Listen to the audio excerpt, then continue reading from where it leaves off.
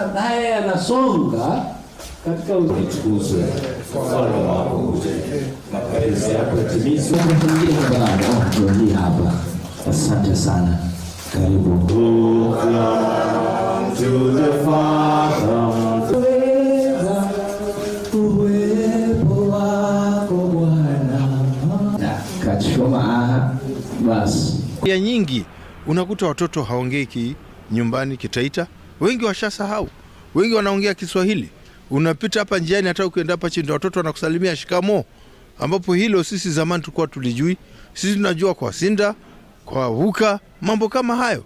Lakini sasa vitabu kama hivi ndio sasa vinaondoa mambo kama hayo. Ndio nasema kinatubisha mila ya Kitaita. Lugha ya mama ni muhimu sana. Kila mmoja wetu, watoto wetu tuwafundishe lugha, ili anapokuwa anajua basi lugha yake. Ni vyema ndio kwenda shuleni kufundishwa Kizungu, kufundishwa Kiswahili na kufundishwa ile lugha zingine, lakini ni vyema kila mtu ajue lugha ya mama.